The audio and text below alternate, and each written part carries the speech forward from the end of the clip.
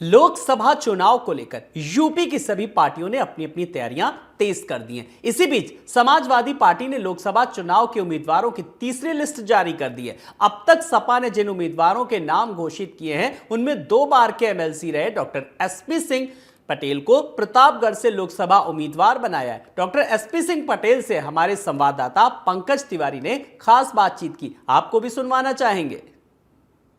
चुनाव की सरगर्मियां तेज हो गई हैं। उत्तर प्रदेश में सभी पार्टियां अपनी अपनी तैयारी में लगी हुई हैं। समाजवादी पार्टी की तरफ से लगातार 3 लिस्ट जारी की गई है जिनमें प्रत्याशियों की सूची है। डॉक्टर एसपी सिंह पटेल हमारे साथ मौजूद हैं जिनको प्रतापगढ़ से समाजवादी पार्टी ने उम्मीदवार बनाया है। इनसे बात करेंगे। सर, समाजवादी पार्टी ने आपको प्रतापगढ़ से उम्मीदवार बनाया है, चुनाव में क्या कुछ मुद्दे रहेंगे? चुनाव में समाजवादी पार्टी का जो एजेंडा है वही मुख्य मुद्दा रहेगा, जिसमें हम लोग युवाओं की बेरोजगारी वो मुख्य मुद्दा बनाएंगे हम लोग। इसके अलावा महंगाई और जो भ्रष्टाचार है ये सब हमारे मुद्दे होंगे और जिसके दम पे हम लोग चुनाव लड़ेंगे।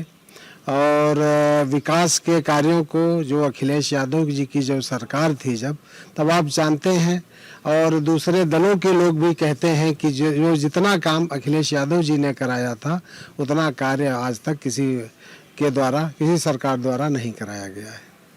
सर, प्रतापगढ़ में देखा जाए तो विकास के कार्य हुए भी हैं, लेकिन आपकी देखने में अभी क्या कुछ बाकी है? जीतने के बाद आप प्रतापगढ़ का कैसे डेवलपमेंट करेंगे?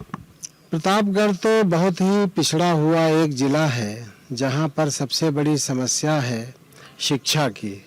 वहां शिक्षा जो है लोगों को नहीं मिल पा रही है। आरटीई बिल्कुल नील पड़ी है, राइट टू एजुकेशन। और हमने ये देखा है कि जो दबे पिछड़े समाज के लोग हैं उनकी तो शिक्षा बिल्कुल ही नहीं हो पा रही है, तो इस पर काम करने की ज़रूरत है। बाकी रही विकास की, तो विकास के लिए देखा जाए तो हम देखते हैं कि हम 7 जिलों से पहले विधान परिषद सदस्य रहे हैं। हमें सबसे ज़्यादा विकास में भी बहुत पीछे लगता है प्रतापगढ़, तो उसमें भी काम करने की ज़रूरत है।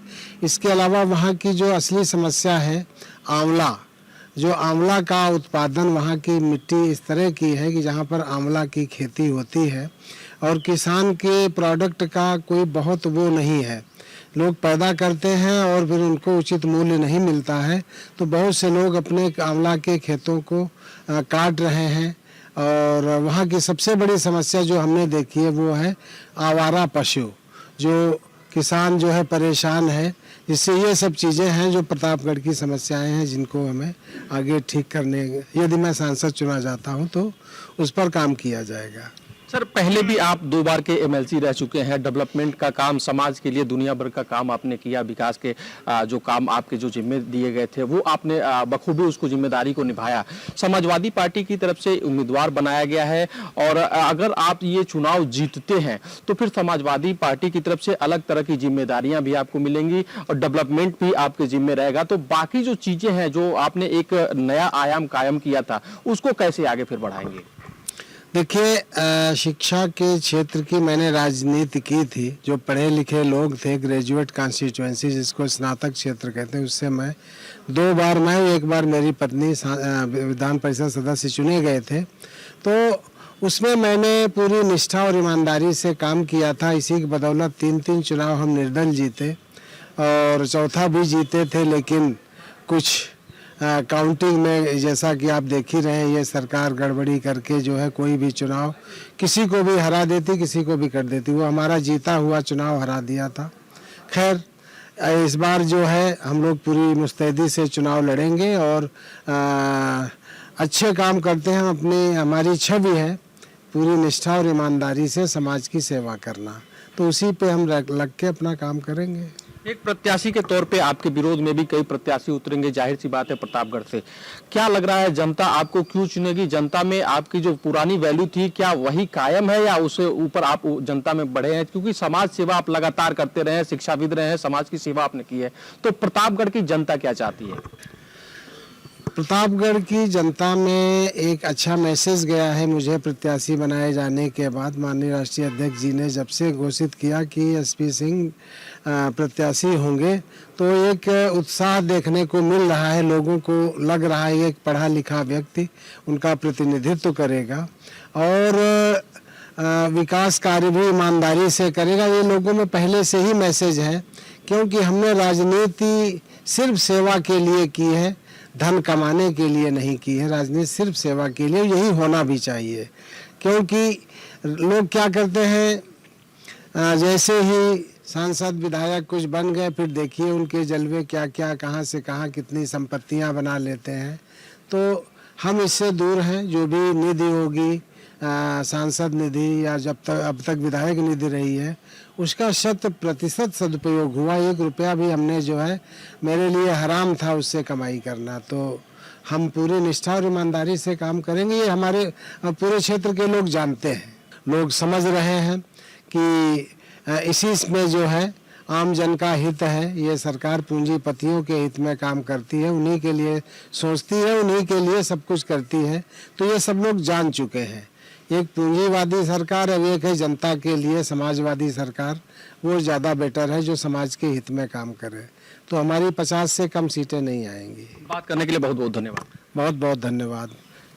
तो ये थे एसपी सिंह पटेल जी, जिनका कहना था कि समाजवादी पार्टी की टिकट से वो चुनाव लड़ रहे हैं और प्रतापगढ़ का जिस तरह से विकास करना है, तमाम योजनाएं हैं जो लानी है गरीब के लिए, जो पिछड़े तबके के लोग हैं उनके लिए, और विशेष करके एजुकेशन को लेकर के जो पिछड़े वर्ग के लोग हैं उनके बच्चों को कैसे एजुकेशन दिया जाए, कैसे बेहतर बनाया जाए, इन तमाम मुद्दों पर फोकस रहेगा। और इस बार चुनाव में समाजवादी पार्टी बेहतर प्रदर्शन करेगी। वीडियो जर्नलिस्ट पंकज गुप्ता के साथ पंकज तिवारी, टीवी 27 न्यूज, लखनऊ। वहीं बुलंदशहर एसएसपी इशलोक से टीवी 27 न्यूज की लोकसभा चुनाव से पहले अपराधियों को लेकर एक्सक्लूसिव बातचीत हुई। लोकसभा चुनाव से पहले बुलंदशहर एसएसपी ने 100 से अधिक हिस्ट्री शीटों की हिस्ट्री शीट खोली। इसी सिलसिले में टीवी 27 न्यूज के बुलंदशहर एसएसपी से खास बातचीत की हमारे संवाददाता ने। हिस्ट्री सीटरों की हिस्ट्री सीट खोली गई है। इसी को लेकर हमारे साथ बुलंदशहर एसएसपी श्लोक कुमार मौजूद हैं। इसे हम बातचीत करने की कोशिश करेंगे। सर, आपके निर्देश पर बुलंदशहर में हिस्ट्री सीटरों की जो 20 हिस्ट्री सीटरों की हिस्ट्री सीट खोली गई है, किस तरह के हिस्ट्री सीटर हैं, किस तरह के उसमें आरोप हैं?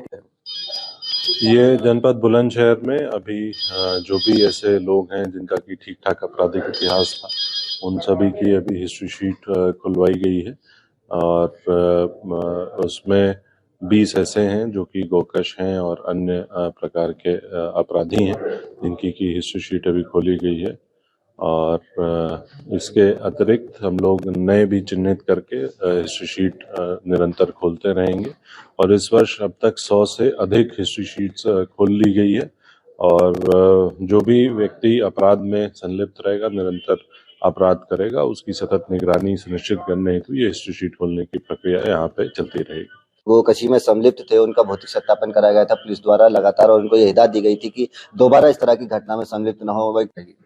देखिए, यदि कोई ऐसा सोचता भी है तो उसे कानून का जो कठोर रुख है वो देखने को मिलेगा। और बुलंदशहर पुलिस कठोरतम कार्रवाई उस व्यक्ति पर सुनिश्चित करेगी।